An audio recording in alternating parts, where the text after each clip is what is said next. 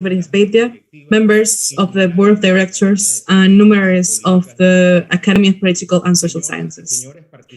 Ladies and gentlemen, participants in this 11th meeting of the series of conferences organized by the Academy of Political and Social Sciences on the brilliant coordination of scholar Héctor Faúndez Ledesma on the Essequibo controversy, which today precisely will deal with the nullity or validity of the Paris Award issued on October 3rd of 1899. It is an honor for me to address you on this opportunity to welcome you on behalf of the Academy of Political and Social Sciences and to formulate the introductory words of this event that will count with the participation of 4 qualified specialists in this delicate subject. These are Drs. Orlando Guerrero Mayorga, Ricardo Abello Galvis, Víctor Rodríguez Cedeño, and the scholar Dr. Héctor Faúndez Ledesma. Today's event will be moderated by the distinguished scholar Dr. Ramón Escobar León. And for the past year, the Academy has been developing this series of conferences where we have been studying the transcendental aspects of the controversy between Venezuela and the Cooperative Republic of Guyana over the Essequibo territory. All the conferences in which we have participated, both members of this corporation as well as notable specialists in this subject, have been very important, enlightening, and valuable. Today we will analyze an issue that is central to the dispute and of transcendental importance, which is the nullity or validity of the Paris Arbitral Award. We have held that the Paris Arbitral Award is vitiated by multiple defects and that the invalidity of the Paris Award is also predicated on the invalidity of the Treaty of Washington itself, signed between the United States and United Kingdom on February 2nd of 1897. The Cooperative Republic of Guyana has requested to the International Court of Justice to declare the validity of the award and recently, on March 8th of this year, filed its memorial on the merits of the dispute, which so far has not been made public, but we will soon know about it. There are several scenarios regarding the merits of this controversy. In first place, the International Court of Justice may declare the Paris Arbitral Award valid, thus ending a conflict that has been going on for almost 200 years. The International Court of Justice could also declare the Paris Arbitral Award null and void, thus opening the related question of how and in what manner the boundary line between the two countries should be determined. In this case, the delimitation could be carried out by the International Court of Justice itself through an incidental proceeding. The limitation could be referred to an arbitral tribunal, or failing that, the states parties to the dispute may avail themselves of the means allowed by international law, in particular by the Article 4.2 of the Geneva Agreement and the Charter of the United Nations. In the event that the Arbitral Award of Paris is declared null and void, the need for future demarcation will also raise the very important question of the limitation of marine and submarine areas.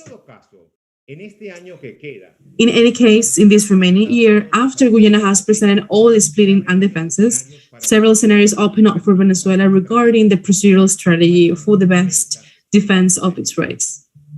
The procedure established in the Statute of the International Court of Justice and in its rules of procedures leaves open the possibility that Venezuela may counterclaim or against the Cooperative Republic of Guyana. Venezuela may, and this does not exclude the above, request precautionary measures in view of the serious damage caused by the activities on its counterparty in dispute territory. In any case, Venezuela must, before March 8 of 2023, produce its pleadings and defenses. This event, organized by the Academy, is especially helpful for that purpose. For the Academy of Political and Social Sciences, the defense of the territorial integrity of the country has been a priority, as has been expressed in its abundant and consistent doctrine contained in its conferences, pronouncements, statements, and other publications, not only in the face of the historical dispossession perpetrated by the British Empire during the 19th century and the serious effects of nullity of the arbitral award that will be studied in today's morning, but also in the face of the continuous violations by the government of Guyana to the Venezuelan sovereignty over the maritime territory of its Atlantic facade. In these lines, this event that we're presenting this morning is part of this line, and I welcome once again the audience and our expert speakers, and I give the floor also thanks to the expert speakers, and I give the floor to the scholar, Dr. Ramón Escobar León, to moderate it. Good morning. Thank you very much to Rafael Badel, second vice president of the Academy, for those opening and for those precise opening words. Also, I extend my thanks to the speakers that are joining us today. So for me, it corresponds to be the moderator, which sometimes could be a tricky work, because the times that have been murdered before, I have tried to respect the time for the event to be successful, and so far we have been very lucky about it. Speakers will have a maximum of 20 minutes, and I will deactivate the video. So when 2 minutes are remaining, I will activate it again. That's the sign to the speaker that you will have only 2 minutes left. Once you finish the presentations, we'll open a cycle of questions and answers, and then we'll give the floor to President Julio Rodríguez, who will be the one who will be closing the event. So I have the duty to present the first speaker, who is Víctor Rodríguez Cedeño. For me, it's very thankful to present it, because my family and I has been a great admiration for him. I had the fortune to meet him, his father, when I work at the judicial power. So it's an example of what is a judge that puts together the intelligence, the probity in an exercise of the judicial career. He's been notable for his international and diplomatic relations work. Dr. Víctor Rodríguez Cedeño, I won't read his whole resume. He's very well known. He has a column on the paper. I recommend the reading of his articles, very well expressed. And he has been a very valuable collaborator of the Academy in the planning of this series of conferences. Thank you very much, Dr. Cedeño. You have the floor and you have 20 minutes. Well, thank you very much. Before all, to the president of the Academy, Dr. Rodríguez, to scholar Ramón Escobar León, a friend of always, Dr. Badel, of course, for the opportunity that you give us to participate here. And also to our friend Héctor Faúndez Ledesma, about the subject of and the controversy with Guyana, and referred today about the validity of the arbitral award of October 3rd, 1899.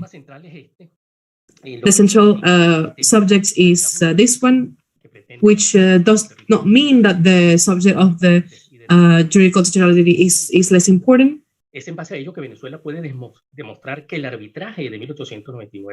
Venezuela can demonstrate that the arbitration of 1889, far from being true, is because it was a dispossession of more than 115,000 kilometers that belongs by unquestionable legal titles to the Republic of Venezuela. The arbitral award of October 3rd, 1899, is based on an arbitral compromise far removed from international law and the rules in force at the time, questioned as to its lack of transparency from its inception. And it was adopted without participation from Venezuela, in which violated procedural rules, not recognizing fundamental rules like iuris possidetis juris, applying the statute of limitation clause in the arbitration award, unacceptable under international law, and then still reviving the existence of terra nullius, meaning territories without owner, incurring in excess of power, eluding the motivation to which the arbitration bodies of the time were obliged, then all causes of nullity of the war, which I address in this opportunity in a very general way to motivate the reflection. Some have talked about the nullity of the arbitration being the unity, and leaving aside that issue of reviewing a war which obeys different rules, the nullity of the compromise is a cause of nullity as known by the doctrine, in particular. En su resolución de ese año, en el artículo 27, una disposición que dice que la sentencia arbitral es nula. Including that disposition that cuando el árbitro ha incurrido en exceso de poder. That the arbitration award is null when the compromise is null as well. Un error esencial. En el caso de la sentencia arbitral de 1906 entre Honduras y Nicaragua, Nicaragua argumentó la nulidad del compromiso arbitral. And the related award of Honduras and Nicaragua argued the validity of the arbitral commitment due to the designation of King Alfonso XIII as the sole arbitrator. Nicaragua indicated in its counter memorial que haber sido emitida por una persona escogida por las partes y que sería solamente después que se constate la legitimidad de origen del árbitro que se puede abordar la cuestión de la nulidad. El buen sentido, señaló Nicaragua entonces. In the good sense, Nicaragua points out and indicates that the binding force of a decision qualified as an award depends on the existence of a valid commitment and the observance by the arbitrator of the rules that the commitment directly or indirectly imposes on him as a condition of validity of the decision.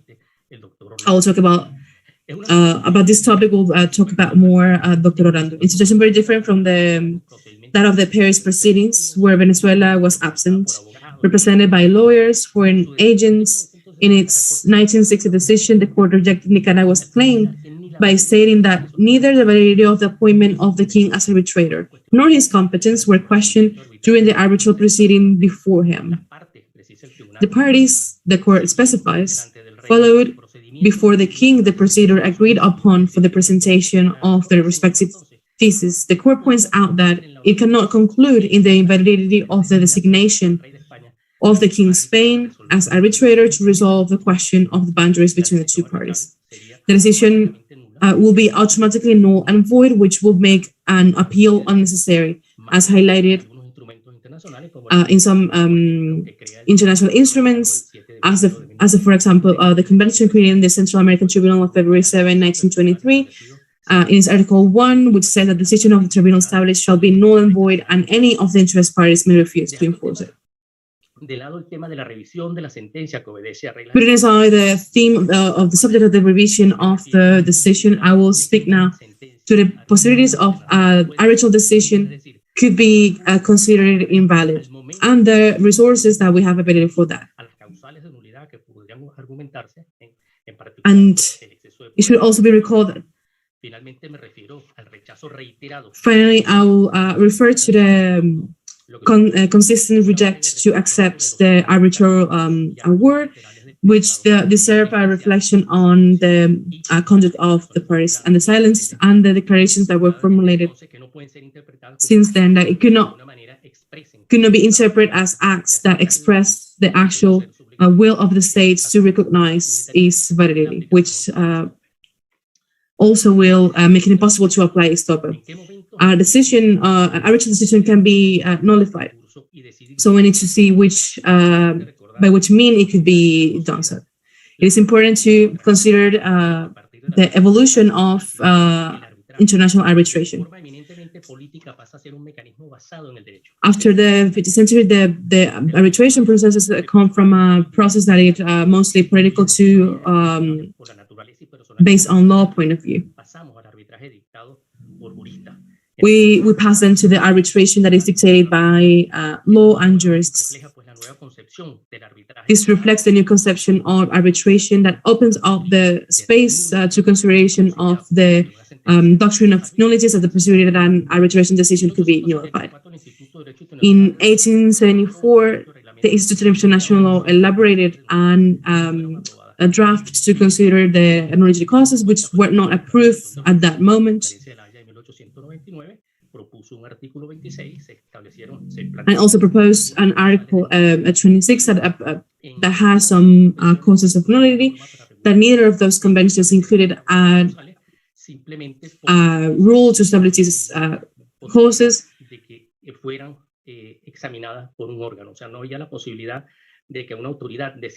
Because there were not possibility that authority decided that it could not be done. Una opinión contraria que se fundaba en el hecho de que en la época de las dos conferencias de paz, el principio de there were another in the middle of the two conferences of peace, o incurrido en exceso de poderes estaba ya virtualmente adquirido en derecho internacional y había sido además consagrado por la práctica. La jurisprudencia muestra también la jurisprudence also shows the possibility, and is the case of the Orinoco Steamship case, where an arbitration was appealed and partially annulled, an important precedent in October of 1910. The possibility of an arbitration award could be declared null. It comes from also in 1958, when adopted by the Commission of United Nations, the codification of the existing law, in which includes the disposition is concrete on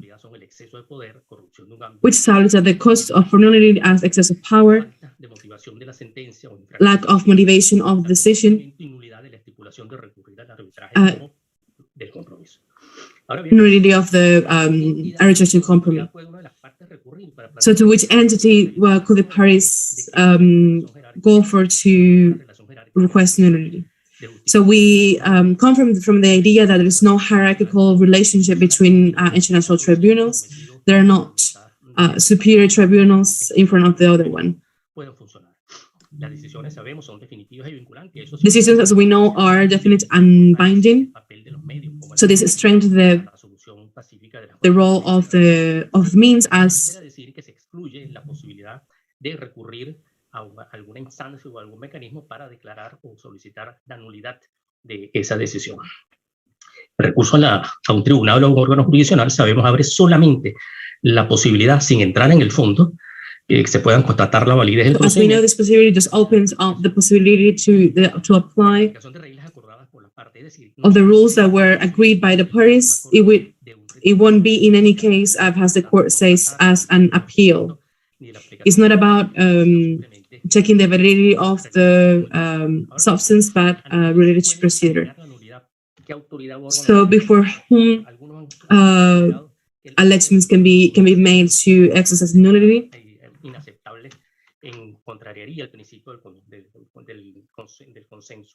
Del consenso entre las partes para recurrir a un mecanismo de solución de controversia.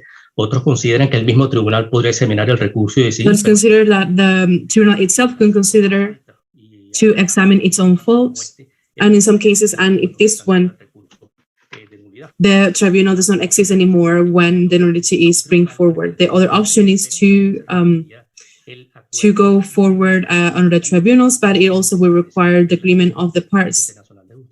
And also, as an option, the International Court of Justice will be competent to pronounce about this issue. The jurisprudence has evolved during the permanent court, International Court of Justice. In the case of Belgium, it concluded that it could not nullify because the decisions were definitive and binding, and because there were not a special mandate given to the court. The court considered later, in the case of between Guinea-Bissau and Senegal, that it should not rule on the merits or its material aspects, but on some issues related to the validity of the award. It is clear then that the possibility of annulment of an arbitral decision is possible if certain conditions are met, that the International Court of Justice may hear an appeal provided that the parties evidently agree to it.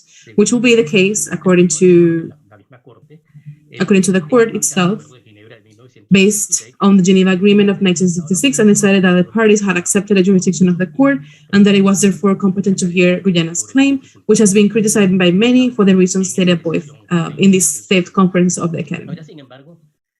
There are, however, some aspects to be considered in relation to the reports. The resource, among them the opportunity, for example, the moment in which it can be presented and whether or not there has been consent or acquiescence by the state alleging invalidity, which could trigger stoppel. This is obligation by the conduct or act that makes other states presume a position on which it relies or trusts, which disqualifies it from acting in a contrary manner in the future.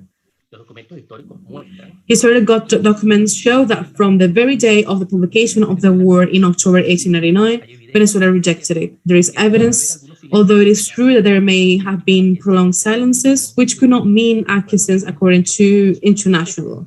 In this context, reference should be made to the behaviors and acts of the state that may signify acquiescence. Conduct, in particular silence, and unilateral acts of the state is, in the strict sense, could signify the expression of a legal act when the representative of the state acts or fails to act with a view to commit the state. This is to say that such behaviors as silence or a statement of authorized representative would only produce legal effects when they are adopted or formulated with the intention of producing legal effects. Acquiescence is determined then when, by an inaction or silence, the state, any behavior, a declaration, commits itself to act some way with the legal effects that derive from them. Thus, a prolonged silence does not, in all cases, and does not necessarily mean the acceptance of a legal claim or of a factual situation. States declaration were the subject of codification work by the Commission, and in connection with very important guiding principles were adopted and in which the court itself has considered, however, may have legal effects when they are formulated or made by a representative of the state with the capacity to do so in a clear and unequivocal manner with the intention of producing through them certain legal effects such as the acceptance or recognition of a de facto situation or a legal claim of one or more other states. Thus, not every conduct, every action or inaction, and every unilateral declaration is necessarily a legal act opposable to the acting or declaring state. In the practice of the arbitration that has been developed in the middle of the 19th century, that comprises over 200 agreements in which are included as ground for nullity, but in doctrine and the practice itself, it included the falsification of documents and factual error. This means that the causes for nullity are precise. It includes, for example, corruption, independently that it could be alleged as a call for nullity. We must highlight that a decision that is vitiated by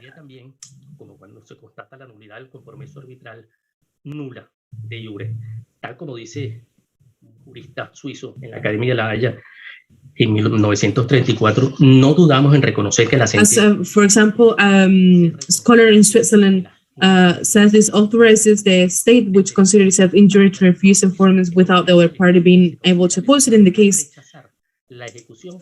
of 1897 award, official documents will show that award was adopted. It is not necessarily a mechanism to know about the nullity of the decision. In the case of the 1889 arbitration award, official documents will show that the award was adopted, not only the absence of the Venezuelan party, but also under pressure from the president, Frederic de Martins, as we said before, who represented Russia in the Conference of Hague, at the same time it was the president of the tribunal.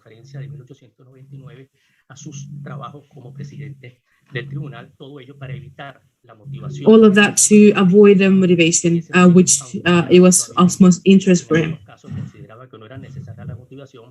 But he sometimes considered it was not necessarily the motivation, because the motivation of a vertical decision will not have motivation in law. Among the Nordic causations, the excess of power and the lack of motivation will be the most important in this case. Excess of power can be defined not only in the setting a matter not submitted to the arbitrators, but also in disregarding the imperative provisions of the commitments as to the way in which it must adopt its decisions, especially the legal principles as expressed by the arbitrator in the aforementioned Orinoco steamship case, whose arbitration award was appealed and partially annulled, and excess of power has been considered in several cases, including the 1966 Argentina-Chile boundary case and the 1906 Honduras-Nicaragua boundary case. In the latter case, Nicaragua based its main argument on the court's failure to observe the principle of uti possidetis juris, a principle which, as Judge Quintana Moreno stated in his declaration attached to the court's decision, has governed the territorial situation of Spanish American states for more than a century. Además, si interpretamos adecuadamente, bueno, en el largo arbitral del 3 de octubre de 1899, cuya nulidad planteada Venezuela. In the arbitration award, whose nullity has always been raised by Venezuela, we observe that the tribunal acts beyond the powers that the parties had granted it by disregarding the arbitration agreement, which must be correctly interpreted in accordance with the accepted rules of customary regime. Indeed, in its decision, the tribunal covers issues that had not been raised in the arbitration agreement, such as the internationalization and regulation of the navigation of the Amacuro and Barima rivers, and it could be considered an excess of power when it was not properly interpreted and disregarding the principle of uti possidetis juris and given room to the principle of set of limitations, which cannot be considered under international law.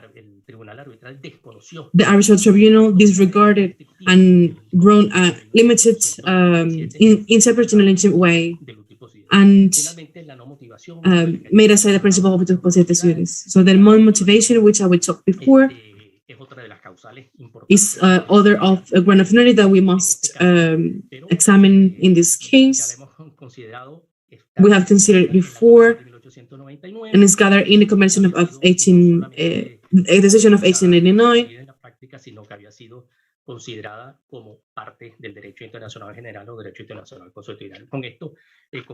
and it's been included before. And with this, I conclude briefly my presentation, which will be the causes for nullity that are relevant in this case of the arbitral award of 1899 that is ongoing at the moment before the International Court of Justice. Thank you very much. Muchas gracias a Víctor Rodríguez. Thank you very much to Víctor Rodríguez Cedeño for his excellent presentation, which invited us to reflection, and also for the way he adapted even mathematically to time. Now it corresponds to present Orlando Guerrero Mayorga of our beloved Nicaragua, a country of great poets as Rubén Darío and Sergio Ramírez. Venezuelans always have felt appreciation, a very special appreciation for Nicaragua and for the Nicaraguan people. Therefore, this it's a double joy to present Dr. Mayorga, who is Doctor of International Public Law from Universidad Complutense de Madrid, is Diploma of International Relations of the University of Madrid, Scholar of International Public Law and International Relations, is member of the PhD University Central American. I remind then Dr. Guerrero Mayorga that from this moment you have 20 minutes. You have the floor. Thank you very much, Dr. Rafael Badel. I thank for your words. Greetings to the President, Julio Rodríguez Berisbeitia, my dear friend, Víctor Rodríguez Cedeño, and to all the speakers that are present here in this very interesting meeting that gather us today about the validity or nullity of the Paris Arbitration Award. En primer lugar, In first place, hay algunos aspectos que ya there are some aspects that my dear friend Víctor adelantó, Rodríguez Cedeño has advanced. por lo que no voy a insistir. So therefore, I will not insist on the same subjects. I will try to explain in what consists the arbitration award of the King of Spain, Alfonso XIII, La base jurídica and the legal basis that gave fundament to dictate this decision de soluciones pacíficas, Pacto de Bogotá. as the American Treaty of Peaceful Resolutions. Por otro lado, el tema es muy interesante. On the other hand, the subject is very interesting because it comes with a precedent that Dr. Víctor Rodríguez Cedeño Analizó already analyzed a it grandes rasgos in general terms, and how it could be revisited in the present situation of the validity or nullity of the Paris Arbitration Award. otro tratado que se Another tiene que treaty tener en cuenta that we have to take into account en este conflicto arbitral in this arbitration conflict. este tratado So this treaty 84 comes in 1884 and comes into law both to Nicaragua and Honduras el canje de instrumentos through the interchange of instruments. The 24th of December of 1886, in that treaty, it is established a mixed commission fin de demarcar with the objective to la frontera conduct the demarcation of the land border between the two states, como integrar and it established rules of how to no hubiera acuerdo integrate in the case of non-agreement punto atrasar on the points to conduct with arbitration. en ese sentido And in that sense, se establece un it is established an order. para nombrar a partir del cuerpo diplomático acreditado So this is an order to name coming from the diplomatic body, y and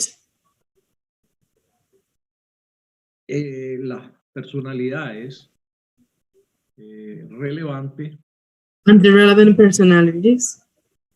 y se deja en tercer lugar And al gobierno de España it gives the third place the government of Spain, and lastly a government in Latin America. para conformar el arbitraje. Entonces se To structure the arbitration, it was the request to follow those rules, and at the end, then nombramiento the name is the name of the third party. It corresponded to the diplomatic body and a foreign person, Central American, or if there was no agreement, it will be subjected to the government of Spain until then. The treaty, Gavin Bonilla, established a duration of 10 years. Trabajo de la comisión mixta.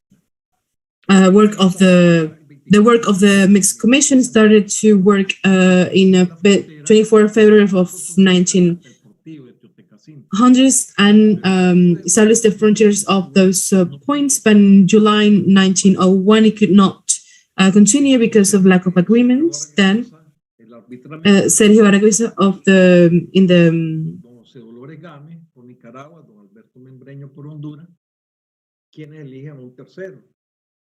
and they decided to pick a third party to the Minister of Spain in Central America, Don Pedro de Carrera. Reunidos los tres, And when the three met together, they chose as an arbitrator King of Spain, Don Alfonso XIII, who was sent a telegram to inquire the situation, same as to the presidents of Nicaragua and Honduras. fiestan su who manifested their agreement. And the memorial was presented to the Congress of Nicaragua in 1905, in which the Ministry of Foreign Affairs informed of that election. The pretension of Honduras considered that the border will continue the river Coco, but then it will confront the parallel that encounters San Miguel to follow that parallel. In its pretension, Nicaragua affirmed that the border will be the river Bacuca and to reach the meridian that comes from and then continue the line of such meridian. About the award of the King of Spain, it was dictated the 23rd of December of 1906. And there it was fixated the land border coming from the Atlantic and following the river Coco until the confluence with Baturna, and then also to confluence with Guinea, and following the demarcation of the Nicaraguan point Monte Caciente, and then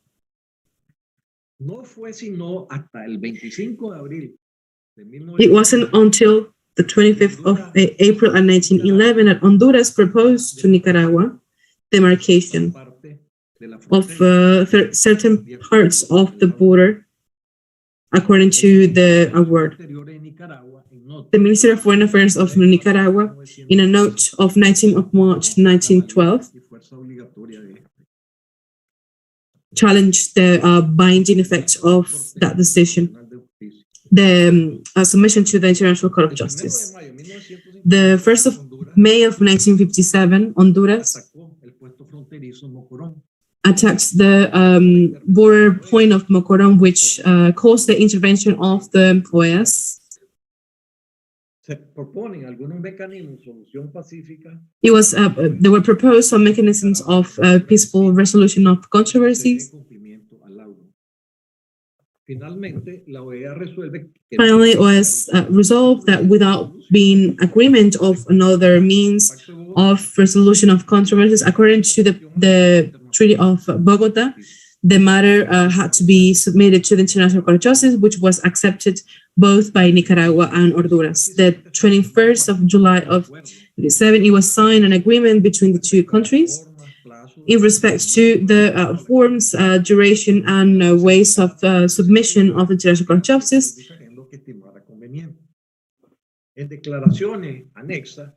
In some other annex declarations, there were it was said that they will request the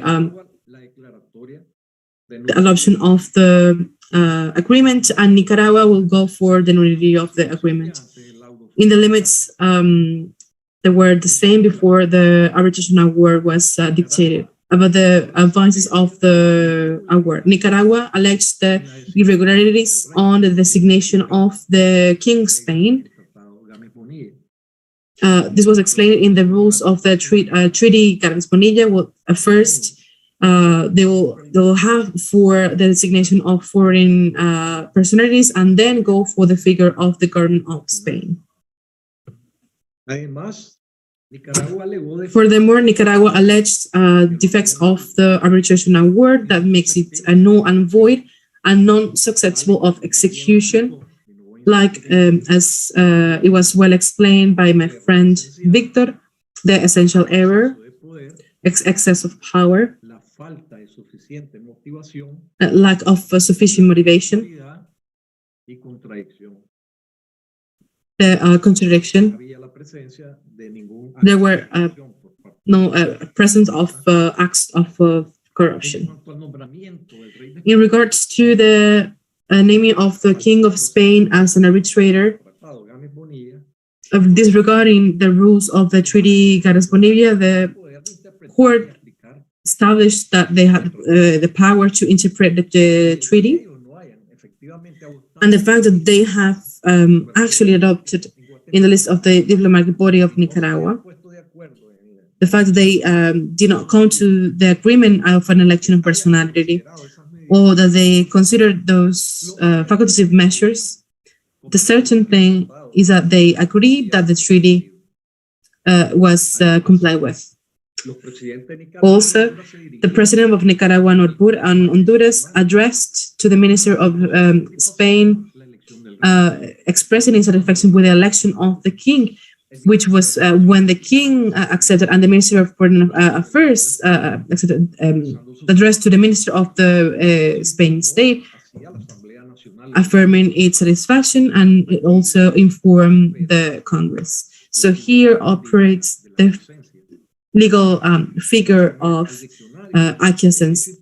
According to the Dictionary of International Law, organized and directed by Dr. Víctor Cedeño, we can understand acquiescence as the unilateral behavior of a state that implies its consent, and it can produce determined legal effects. The silence or the lack of protest and reaction from states in determined conditions when the state must react may signify acquiescence or tacit consent. In the world, we say the rights that is not defended is a right that is lost. In another point, Dr. Sacasa, in his work of participation of Nicaragua before the International Court of Justice, cites that an affirmative position may commit towards the future. In regards to the expiration date of the treaty, Nicaragua alleged that the duration of 2 years must be counted from the signature, means the October 1984, and the king accepted the 17th of October of 18. Nicaragua was trying to prove is that when the king gives his acceptance, the treaty was expired, and therefore he could not exercise functions as an arbitrator. But Honduras established that it need to be counted from the exchange of instruments of ratification, meaning the 24th of December of 1896. And in that sense, the duration of 1 year of that treaty could not apply because you had to be taken into account the date of the exchange of the instruments of ratification and not the signature of the treaty. The court estimated that the intention of the parties were inclined to consider at the second date that the designation of the king was valid before the expiration thus of the treaty, and furthermore that the arbitration procedure continued without an objection, and it wasn't until 1912 that the invalidity was alleged. According to the court, Nicaragua accepted the validity of the award by its express declarations and by not objecting to it until years later. So now Nicaragua does not have a right to object. Stoppel is a legal figure that, according to Professor Garcia, are three elements that comes into play in this notion. First, a situation created by the behavior of a state, which is a primary behavior, a conduct that is followed by another state, which is a second attitude, is based directly on the first attitude of behavior, and the impossibility from the part of the state that adopts the primary behavior to make allegations against them or to manifest otherwise.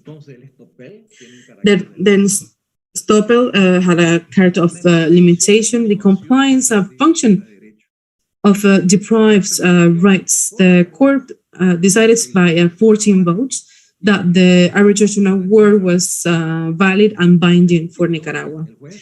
In his opinion, the judge Spender considered that the naming of the king was irregular and that the conduct of Nicaragua during the course of the arbitration procedure prevents it to alleged nullity, as same applies to the allegations of excess of power, essential error, and lack or insufficient motivation. The award of the King of Spain delimits only the land border and not the maritime spaces in the Caribbean Sea, which later, at the 21st of March of 2001, Nicaragua brought Honduras to the International Court of Justice for that tribunal made the demarcation, and the trial was resolved October 18, 2007, and Nicaragua was the beneficiary. Thank you very much. Muchas gracias. Thank you very much to speaker, Professor Orlando Guerrero Mayorga, for his excellent presentation and also for having adapted to the time that we have established. Again, thank you very much. And also your presentation invites us to a reflection and comparison as well. Well, it corresponds now, Professor of our also beloved neighbor Colombia, which is also a great joke for me, in attention to the solidarity that Colombia has demonstrated with the Venezuelan migrants, people that have had to leave this country for the reasons that we all know. Colombia has been a country that's been a friend, so that's why I wanted to highlight it and thank for it. Professor is a professor of International Public Law of University of Rosario in Bogota, member of the Arbitration Permanent Court on The Hague, master in Public Law and International Relations in the Institute of High Studies of Geneva, is his editor of the Colombian Annual of International Journal of International Law, member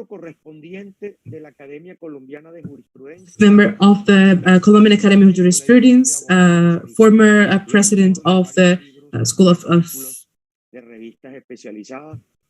and writer of different articles on newsletter and journals on international public law. You have the floor, Professor Ricardo Abello. First place, thank everyone for this invitation, that it fills me with pride, and it's a great pleasure to be able to share great references as Dr. Orlando Guerrero and Héctor Faúndez and Víctor Rodríguez as well. Cedeño opened me the door to the Commission of International Law back then in 1999, precisely talking about international acts. He was a special rapporteur. In the opportunity, we had the opportunity to discuss among arepas, the Venezuelan arepas, the subject of unilateral acts. So therefore, I am very grateful for this invitation. I'm going to talk about a more general subject, and it's been touched on both Dr. Guerrero and also with Víctor Rodríguez, which is the subject of which are those resources, mechanisms that exist for these cases. I have to admit, I had to look for that in the internet about what was the history and what happened with the arbitration award of 1897. And many times you see things being on the outside. You see them sometimes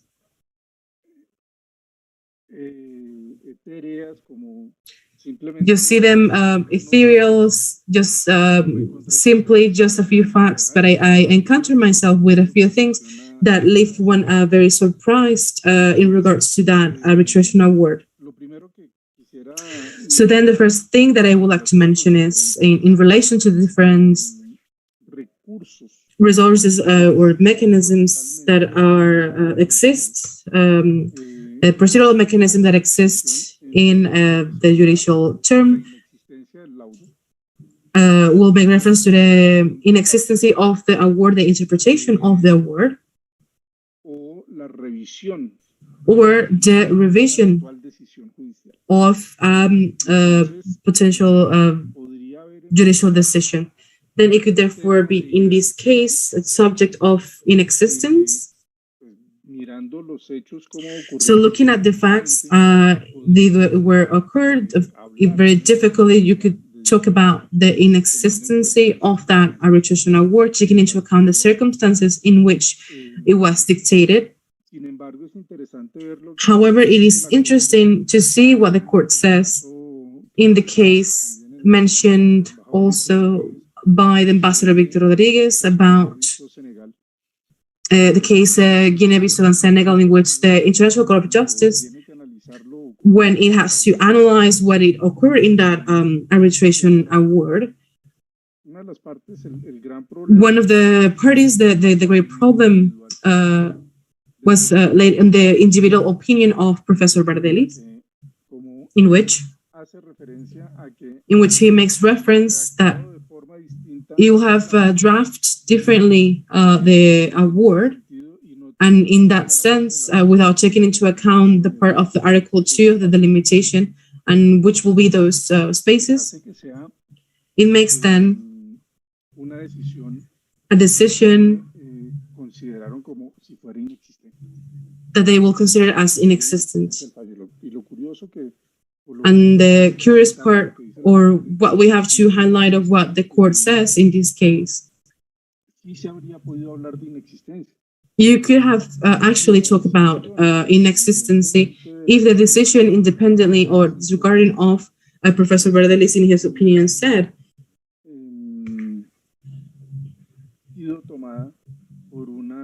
he will have been taken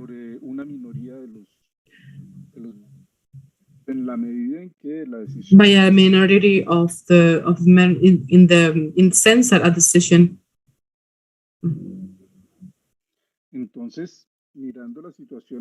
Then, looking at the situation on the light of the arbitration award of 1897, we have that eventually. We could look at it how it was that how the decision was. It is important to review at the moment to present an argumentation. An argument to defend that argument, and I believe that it must be done this way. It called my attention the way that tribunal was conformed, that Venezuela had accepted that the arbitrators were named by United States. There were two Americans that were there present, representing the interest of Venezuela. And the United Kingdom named to do two British arbitrators, and there were the closeness as reflected as a look at in web pages. Close relations between the Queen of England and the President of the Tribunal, de Martins, in that sense, that it is insinuated that you will have 3 of 5 votes secured in favor of the position of Great Britain. So in that sense, I believe that under this perspective, it will be very difficult to allege the inexistence. So what will be the difference between potential interpretation of this decision when a state requires the interpretation of a judicial decision, and according with what is established of the rules in international law and the rules of International Court of Justice, you then will be accepting the decision. Therefore, this potential option will be discarded by all means if that were possible. In relation to the revision, here is very interesting because here it does exist an option in the sense that the circumstances surrounded this arbitration award makes that some new facts appeared afterwards to the decision, and I make reference specifically to what has been found in relation to the pressure that were present to make a decision, mentioning that there was a very close relationship of one of the arbitrators towards the Kingdom of Great Britain, and being both from the United Kingdom. So from that perspective, United Kingdom will have a majority at the moment to take that decision. Therefore, here the parameters established by the draft that was mentioned also by Ambassador Víctor Rodríguez about the rules of the arbitration procedure of the 1958 of the Commission of Nations. They were established the same parameters that were established in relation to the same decisions before International Court of Justice, and that from the moment that a new fact appears, then you have 10 years to appear and 6 months to present the mechanism. So here you can eventually look at the moments in which those complaints were presented by Venezuela. The complex part, but as we are talking about an arbitration award, not a decision from the International Court of Justice, still in that sense, you could eventually think that you could allege as a subject of revision. But let's look at then the subject of nullity. The nullity itself, as was mentioned by Ambassador Rodríguez Cedeño, that model of rules in terms of arbitration procedures of 1958, well, establishes some elements, very concrete elements in which you can invoke, allege nullity, and I will think without being able to determine the results after the procedures, but I do think that there are strong arguments to determine and to invoke the nullity of this arbitration award. The excess of power will go beyond the competences that were given to the tribunal. So one will ask oneself that if Venezuela invoked the border of the Essequibo River and the United Kingdom, following the maps that were presented, then you could have then an excess in the as long as the parties being a majority of pro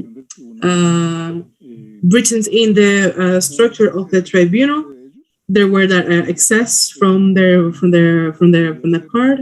I believe that could be one of the arguments that you could invoke in that sense, as well as the excess in the rules. And I think also as well that the two Americans that were defending the interest of Venezuela at the end up taking a decision knowing that it's not a just decision, and that as well.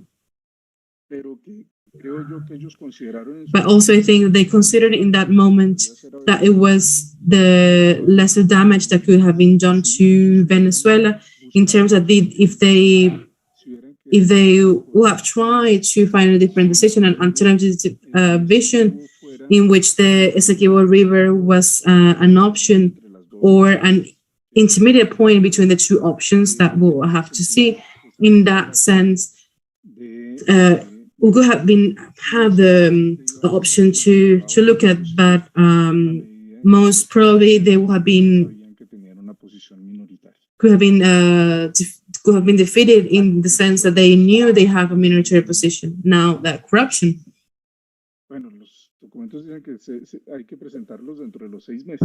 Well, documents, you have to present them within the 6 months. There is a problem of timeline. However, corruption of some of the some of the arbitrators, I see it difficult.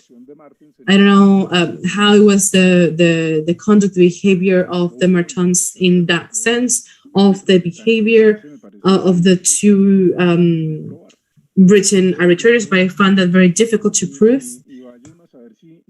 Most of all, and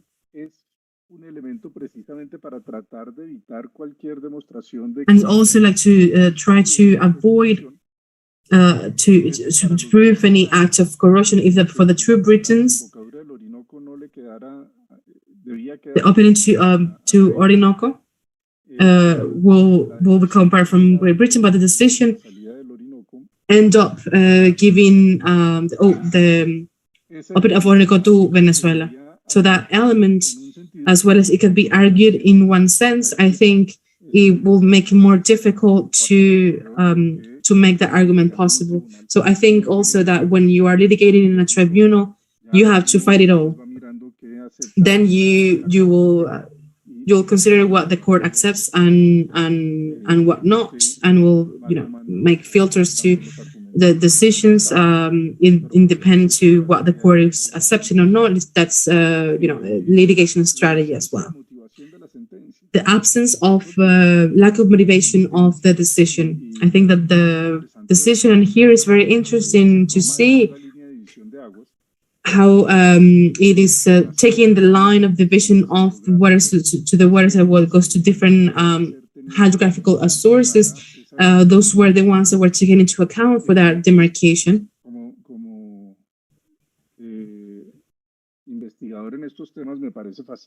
As a researcher in these subjects, I find it very interesting, that decision in that sense, but I think it is a decision here that it took as well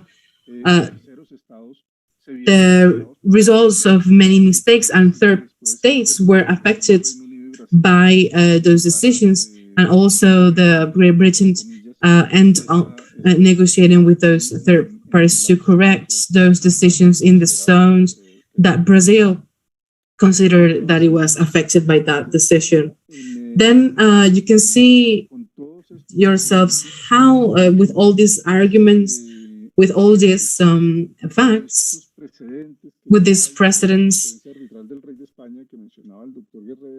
with the precedents mentioned by Dr. Guerrero and the decision of Guinea-Bissau and Senegal, you have the precedents that could favor or help the pretensions of Venezuela to recover this territory and define that territory. In a personal view, I believe that is viable. It should be done, but for that, it is very important to play the game. And I think that Venezuela is in this moment in a position of wanting to reject all the options that are in this moment. And what I believe is that they have to face the case, because I do consider there is a lot of elements that favor the Venezuelan position in this concrete case. If even that the cases mentioned by the International Court of Justice may not be the most favorable to the nullity of the award, but what I consider is the elements that we find in those decisions that could be helpful to favor and strengthen the position of Venezuela. And I see that now I've reached the end of the time. For now, I will leave it at this point. Thank you very much. Thank you very much to Professor Abello. Thank you very much. Very complete.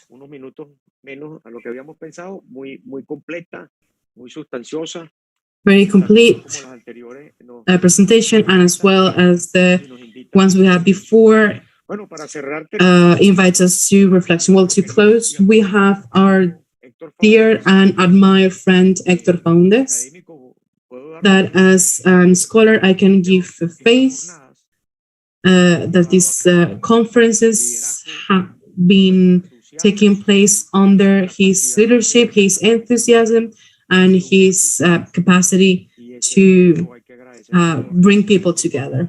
So I would like to thank Professor Héctor Faúndez as well for that. The resume of Dr. Héctor Faúndez, very interesting, very solid. He has studied in Europe, in Strasbourg. He studied in the University of Harvard, in King College as well. In all of them, he has obtained postgraduate studies. In King College, he's a PhD. He's chief of the lecture of international public law in the Universidad Central of Venezuela. He has trained very talented professors. He has a lot of strength in the spaces, intellectual places, but I wanted to highlight his excellent writing. He writes every 15 days in the newspaper El Nacional. Also, his articles are being circulated in Europe, articles with a lot of substance, but it's also a delight. The literary style is that Dr. Héctor Faúndez writes. So he has excellent writer. It's a pleasure for me. He's a dear friend. So it's a pleasure to give the floor to Professor Héctor Faúndez. You have the floor. Thank you very much, Ramón Escobar León. Thank you for that generous presentation, for those comments.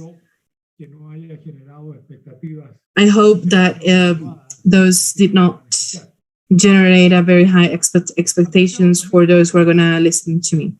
I appreciate it, dear friends. In its application of March 29, 2018, Guyana requests the International Court of Justice to confirm the legal validity and binding nature of the arbitral award of October the 3rd, 1899, by which the boundary between the former colony of British Guyana and Venezuela was fixed. In its judgment on jurisdiction dated December 18, 2020, the International Court of Justice determined that it is competent to rule on the validity of the award and on the question related to the definitive settlement of the land border dispute between Guyana and Venezuela. But at this moment, the core aspect of this controversy has to do with the nullity or validity and the award. The other, which is the issue related to the definitive settlement of the land border between both countries, is a collateral matter which will only arise if the court declares that the award is null and void. On the contrary, if the award is found to be valid, it will have already fixed the boundary between the two countries, and it will only remain to abide by it. In the face of a binding judgment, as it is judgment rendered by the International Court of Justice in the jurisdictional phase, it is idle to insist that the court has not jurisdiction to hear this case. And given that the judgment on the merits of the dispute, which could be rendered in about 4 years, will be equally binding, the most sensible thing to do is to state, before that instance, the reasons why we believe that the award is null and void. As the International Court of Justice had the opportunity to observe in its judgment in the King of Spain arbitral award case, in this type of proceedings, the court is not called upon to rule whether the arbitrator's decision is right or wrong, just or unjust, but to decide whether the award is null and void and without effect, or whether, on the contrary, it is fully valid and binding on the parties. According to the theory, an arbitration award, like a judgment, is final and produces the effects of res judicata, and that is what Guyana alleges. The principle of the intangibility of res judicata means that a judicial or arbitral decision that has put an end to a proceeding cannot be reviewed. In this regard, the Article 54 of 1899 Hague Convention for the Pacific Settlement of International Disputes provides that a duly rendered award decided the dispute finally and without appeal. Likewise, as regards the Essequibo dispute in Article 13 of the 1897 Treaty of Washington, the parties agreed that the outcome of the proceeding before the arbitral tribunal will be considered by them as a full, perfect, and final settlement of all matters referred to that tribunal. But in the terms of the provisions mentioned before, and particularly of Article 54 of the Hague Convention, what considers the effects of res judicata is an award duly rendered. In order to attribute to a document the effects of res judicata, it is assumed that we are dealing with a document that prima facie presents the characteristics of an arbitral award. Does an award that resolves a dispute other than the one entrusted to the tribunal, or an award that resolves the dispute by applying rules other than those agreed upon by the parties, produce the effects of res judicata? The res judicata is not incompatible with a minimum of control, which makes it possible to verify that in effect, said acts emanate from a tribunal duly constituted according to an arbitration agreement.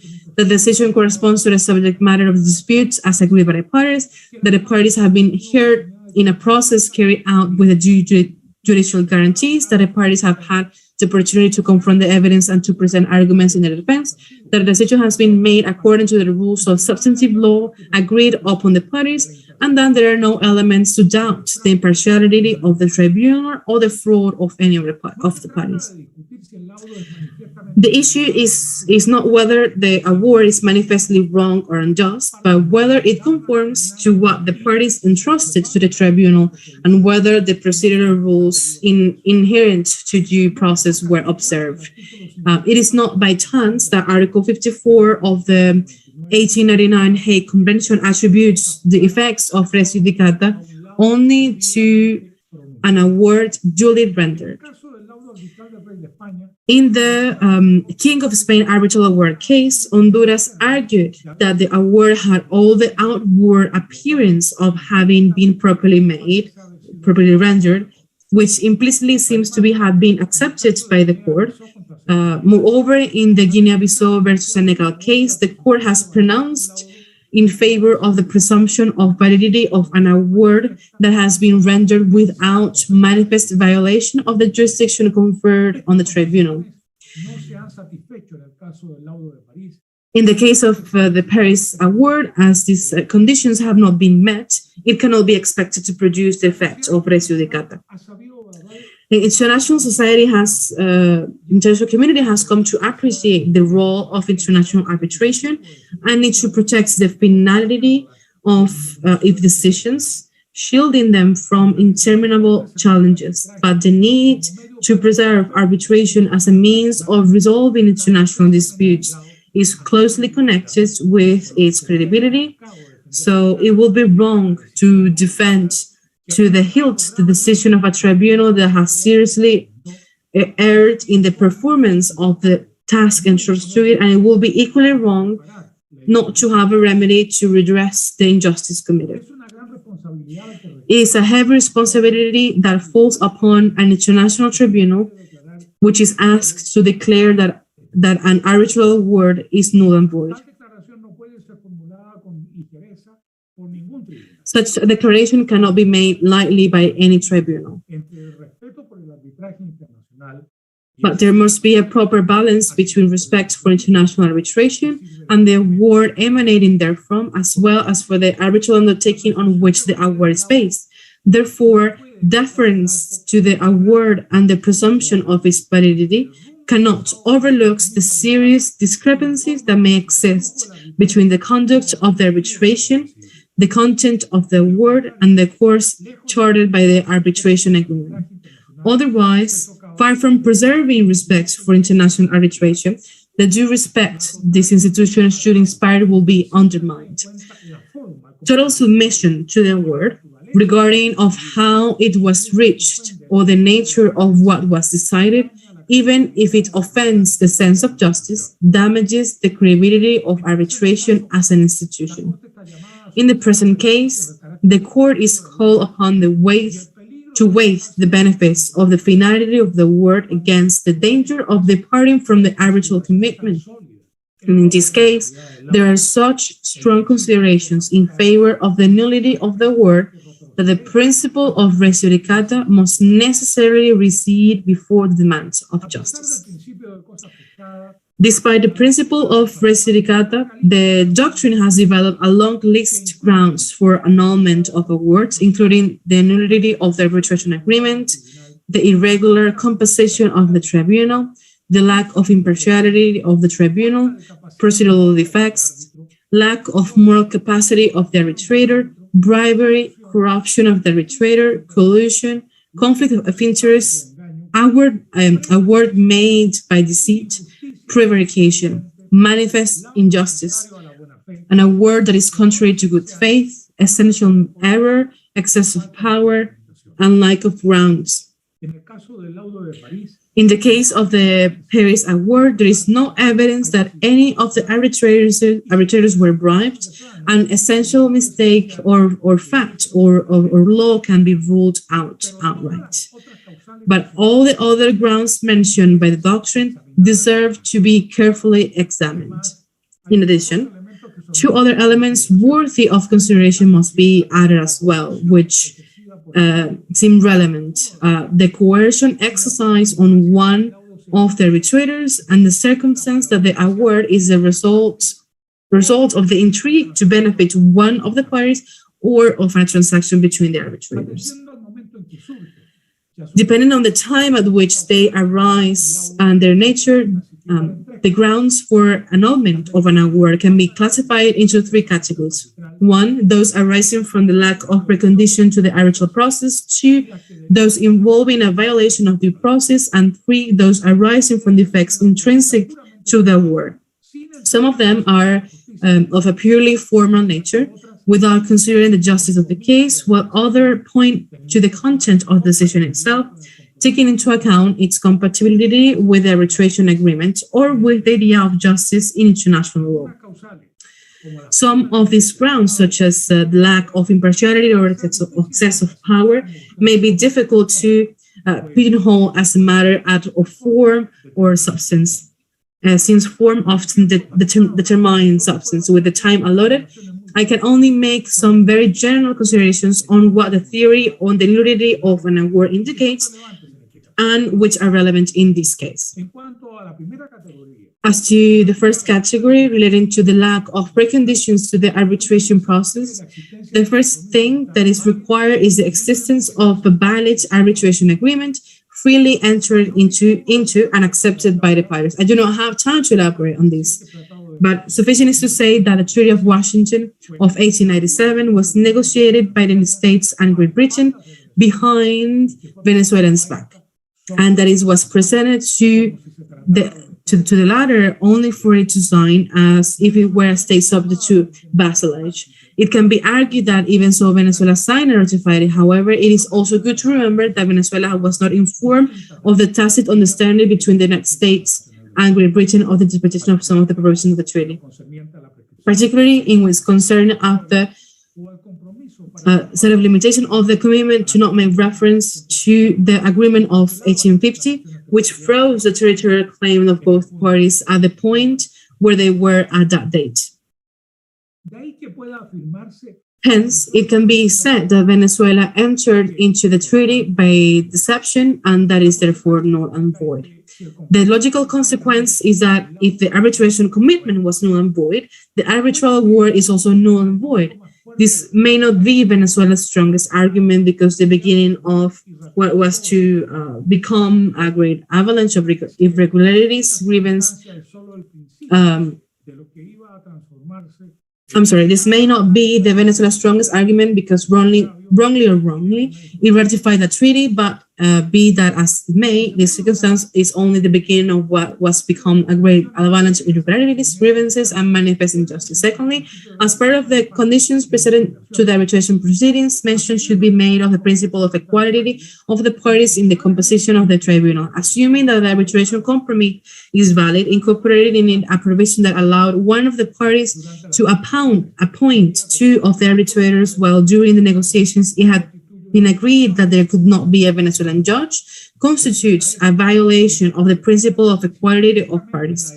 Thus, while Britain was directly involved in the choice of the super arbitrator, Venezuela was entirely outside the momentous decision. There is no justification for one of the parties to have more rights than the other in the integration of the tribunal, making Venezuela a legal weak link and creating the conditions for iniquity to be committed from the bench.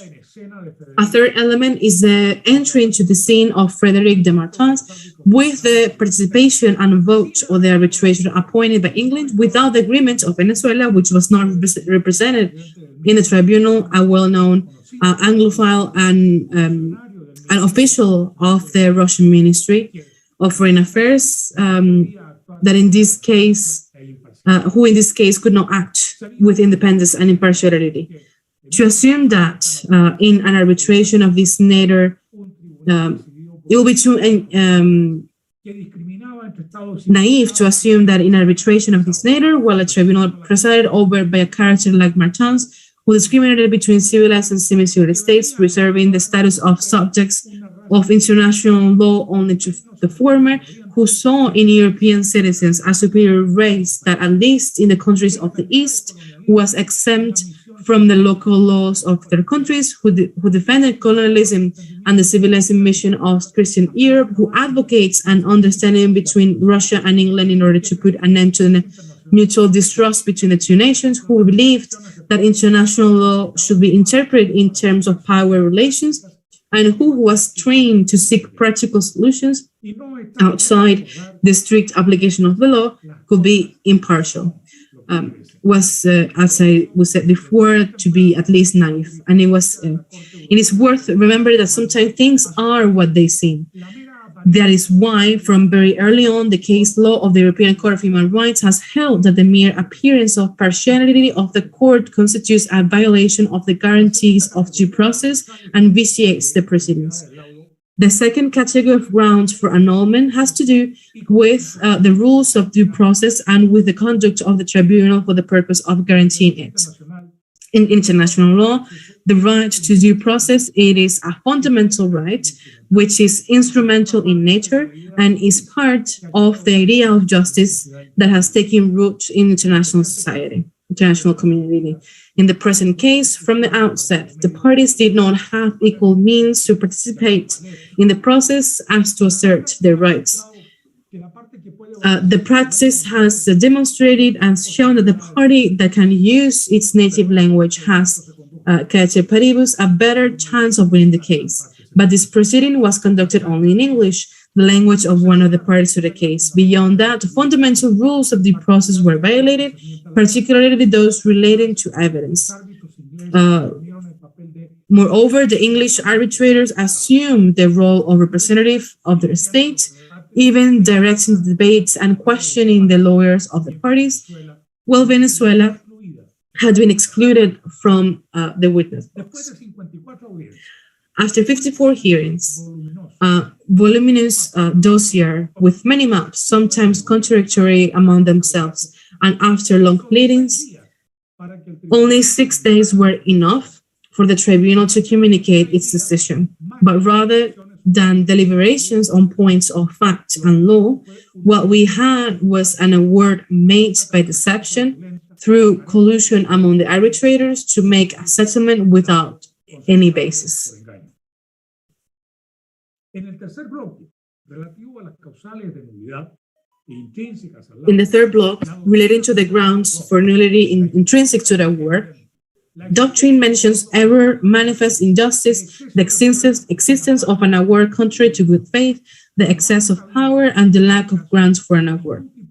There is no room in the present case for any type of error, since the arbitrators knew perfectly well what they were doing. But there is room for different manifestations of excessive power, disregarding the rules provided in the arbitration agreement, ignoring the arguments of the parties, disregarding the applicable international law, and deciding on issues that were not part of the subject matter of the dispute, such as free navigation in the border rivers or determination of custom duties.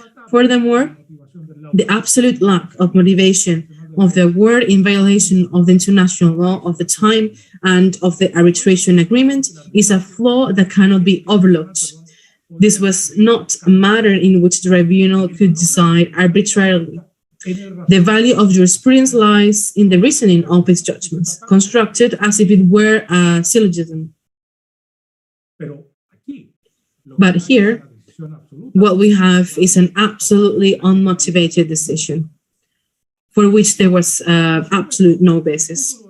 Of course, the group of circumstances surrounding this case reflect a manifest injustice, which is incompatible with the idea of justice that has taken root in international law. In short, we have an arbitration agreement riddled with defects, the validity of which is, at the very least, doubtful. An arbitral tribunal composed in a manner contrary to international practice, in violation of the principle of equality of the parties, a tribunal composed of two arbitrators who, rather than as such, acted as representatives of Great Britain, a super arbitrator who could not be impartial, who defended colonialism, and who, at the very least, had a conflict of interest to participate in the arbitration call to resolve a dispute between the England he revered, and the Venezuela he despised. Procedure that departed from fundamental rules of the process, particularly with regard to the evidence available and of whose existence the tribunal was aware. Finally, an arbitral award reached by means of a compromise between the judges, which incurred in a manifest injustice, which was dictated with excessive power and without any substantiation.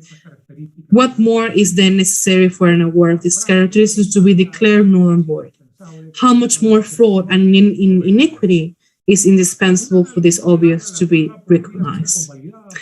What makes an award null and void is not the fact that it is challenged, but the circumstance that it suffers from irregularities that cannot be remedied. If the defects are of such magnitude, nullity does not have to be alleged for it to be effective. If, as in the present case, the excessive power of the tribunal, the irregularities in its composition, or the lack of motivation of the award as a consequence of its arbitraries are so evident, it is necessary that the validity of the award must be challenged or that its nullity must be judicially declared. Legally, this is a non-existent act. If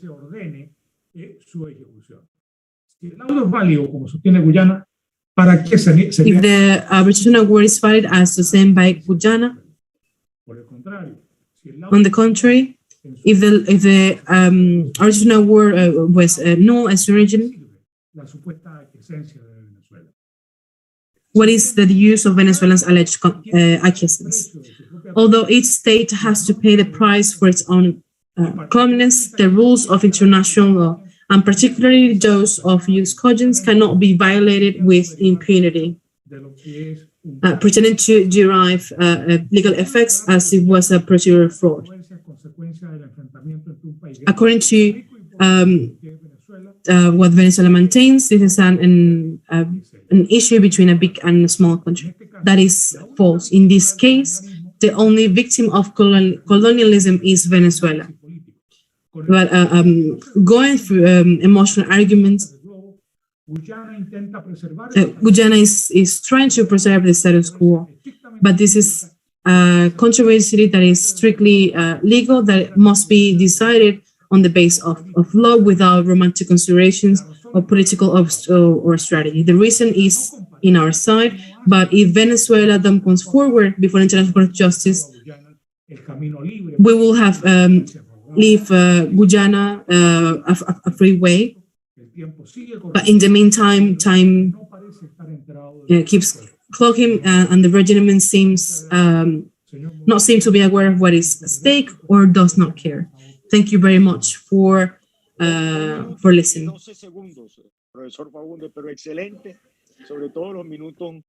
excellent professors, especially these 2 minutes were indispensable for Venezuelans, the considerations, especially about the political considerations.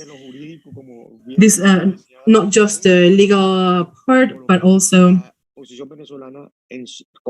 to put into the table the political context that we are living at the moment. Thank you very much, Professor Faúndez. I hope that this conference reaches the years of the high officers of the government who had the last word in relation to the strategical position of Venezuela in the controversy. And what you have just said, Professor Faúndez, I am very thankful. If we don't present ourselves to defend our rights and invoke our position could be fatal. This is a position that very rightfully have just mentioned, and you have also done so in many of your articles and your books. To finish, we open the floor for answering questions, but I'm not seeing questions. What I'm reading in YouTube is a series of recognition to all and every each one of the presentations. All of the presentations have been given compliments. When one person says as a Venezuelan, he or she feels very grateful with the speakers, and compliments on all and each one of the presentations, compliments that are of course very well deserved. Then since we don't have any questions, it is worth it to highlight that the written texts or these very valuable presentations are going to be published in the newsletter of the Academy in a later time. I am seeing that the president of the Academy could not be present this time. I'm not seeing either in YouTube or here, but to close the event, I'm going to give the floor Dr. Rafael Badel, who is the second vice president of the Academy of Social and Political Science. And again, my thank you to all the speakers and to the attendees as well, both who are here in Zoom or the ones that were present in YouTube. Thank you very much.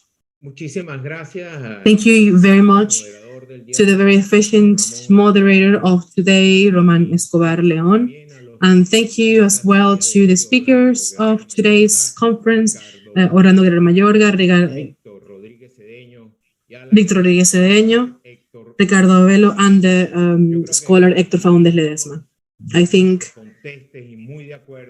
also that we are all in agreement that the Academy of Social and Political Science has accomplished greatly the objective that we have envisioned, the examination of the validity or nullity of the Paris Arbitration Award. We have heard different conferences in which it has been a highlighted group of facts and theories, legal theories of international public law that brings all together to the message that of the Academy is very strong, that the Paris Arbitration Award that was produced in October 3rd, 1899 is null and void.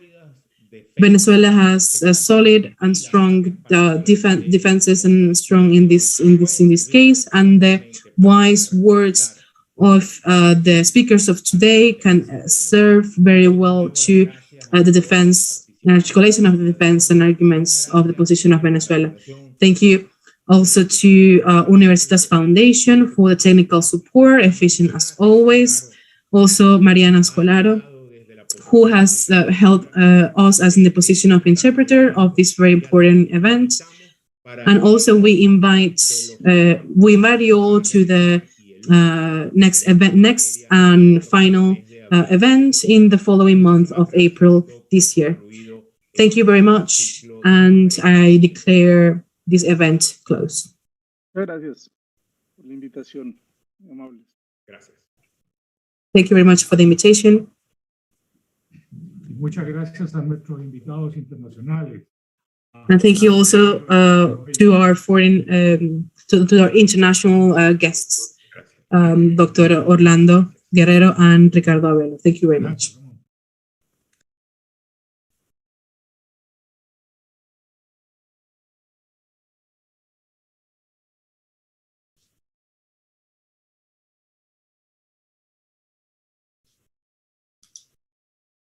International guests, Dr. Orlando Guerrero and Ricardo Abello. Thank you very much.